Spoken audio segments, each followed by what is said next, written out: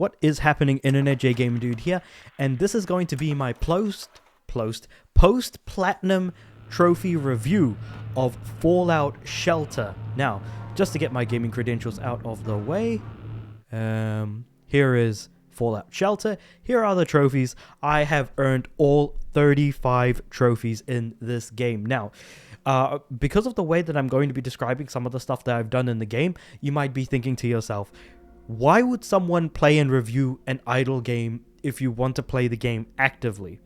So basically what I mean by that is Fallout Shelter, by all accounts, is a game that you play in the background. You let stuff happen over time, and then whatever happens, happens.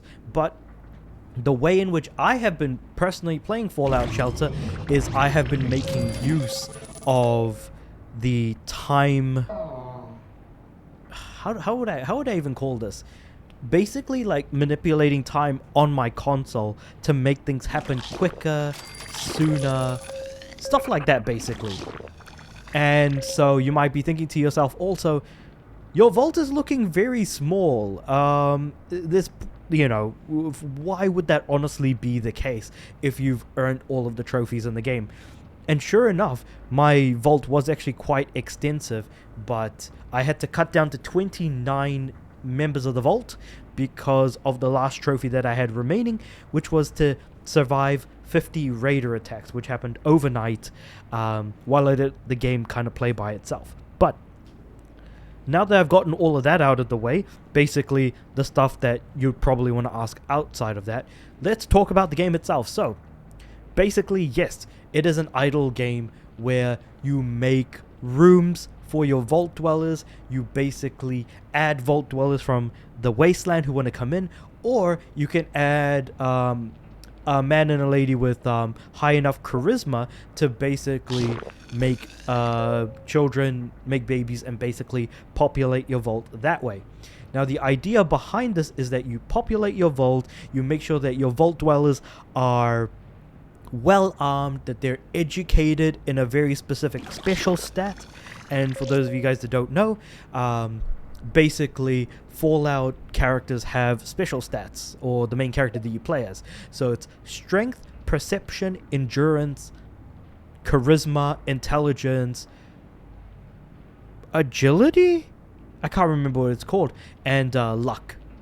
And having a higher amount of either of these stats is beneficial in and out of the vault. So say for example with endurance is a good stat to have when you're looking after a storage room or as part of these Nuka-Cola plants, luck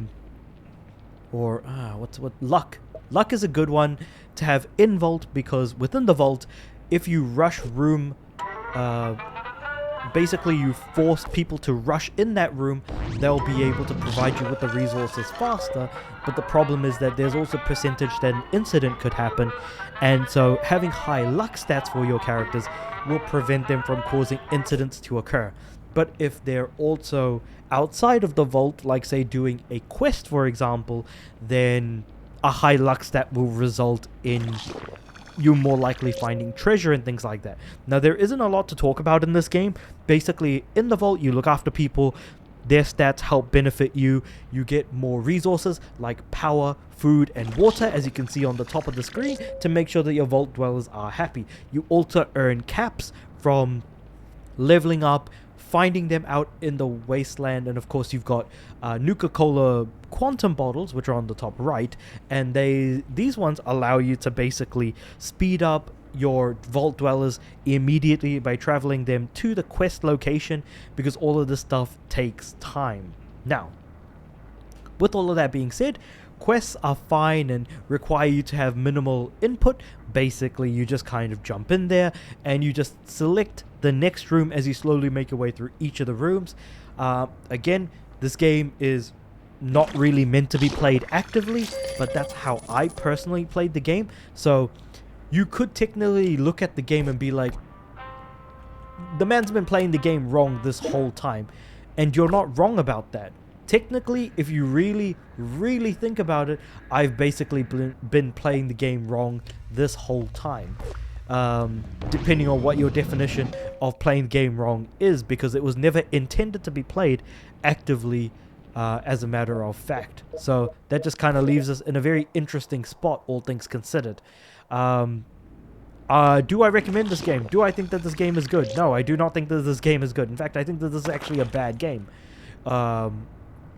Because it's not particularly fun to play, though I've played it in a way in which the game was never intended to be played.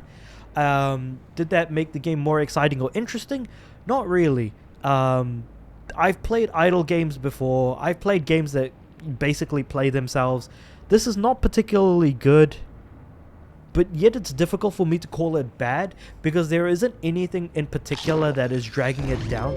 I think it's just the fact that the way I played the game and the way in which the game is intended to be played is obviously very different, because I'm manipulating the time on my PS5 to fast forward the waiting time on a lot of things, whereas you're supposed to wait, and that waiting time is the game's biggest weakness, is needing to wait for things to happen, needing to hit arbitrary numbers for things, basically waiting for, you know, your vault dwellers to increase specific special stats, because you've got a lot of different rooms that you can build for your vault. So obviously elevators to go down, living quarters, but then later on you'll unlock things like a weight room, an athletics room, so the A was agility in fact, armory, classroom, fitness room, and these, and of course the lounge.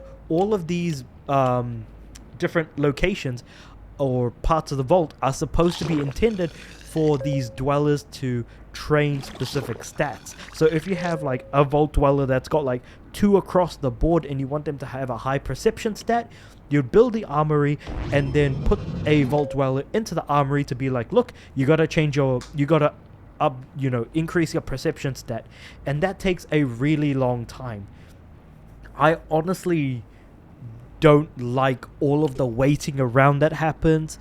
The amount of time it takes to get from the vault to the quest can take as little as like 10-15 minutes to as much as 12, 18, 24 hours. Some might take even more than 24 hours to reach the actual location where the quest takes place. And then the quest, when that happens, you, the player, need to then put in some input in order for the quest to move forward. So there are parts where you, the player, do need to actually jump in and do a thing, but those sorts of things are very few and far between. And especially when you've played the game enough, you'll get these little buddies called Mr. Handy.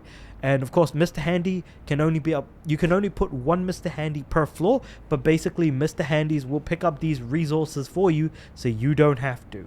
So as you can see, Mr. Handy, he's just moving through, hits the middle of the room, and boom! Now I've got food and water from this Nuka-Cola plant, for example, or that this the power was from this power plant, for example.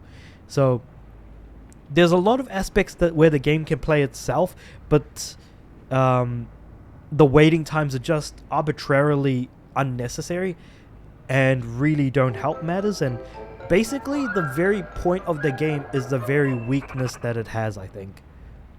So yeah, you could argue, oh, waiting is a point because it's supposed to be a mobile game. But the thing is that even though that is the case, it's still the thing that makes it less fun. So all in all, like I said, there isn't really much to talk about. The main things that there are to talk about is just the vault, putting dwellers in different locations, training the dwellers, and then constantly feeding that cycle of rebirth where you've got a man and a lady in a room, or one man and 5 ladies, and they're all just popping out babies just like that. And then you constantly increase the vault size. For me personally, my vault got up to around 190-ish vault dwellers, but then of course had to cut down to 29 to get that last trophy. All things considered, I didn't like this game, not very fun, even though I tried to forcefully turn it into a semi-active title. Even then, that's also not very beneficial as well.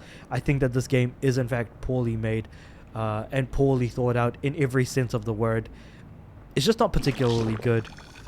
Can I recommend this game? Absolutely not. Unless you want to get some easy achievements, maybe you can get some easy achievements through this game, but it does take time and you do need to commit to it a little bit. But all in all, I just, like I said, just cannot recommend this game at all in any way, shape, or form. But with all of that being said, however, let me know what you guys think about Fallout Shelter if you've played it, and if you've played it, how much, because I think it's easy to download a free-to-play game, play for like 5 minutes, and then be like, I've only played it for 5 minutes, I think it's the greatest thing ever. But for someone like me who's played it for semi-actively for about 30 or so hours, it's not good. It's not fun at all. But yeah, that's just my thoughts, my opinions on this game. Like I said, let me know what you guys think about it in the comments below. Like the video if you liked it. Subscribe to the channel. I'm aiming for 500 subs by the end of the year. And with all that being said, I do upload every day, so I'll see you guys tomorrow.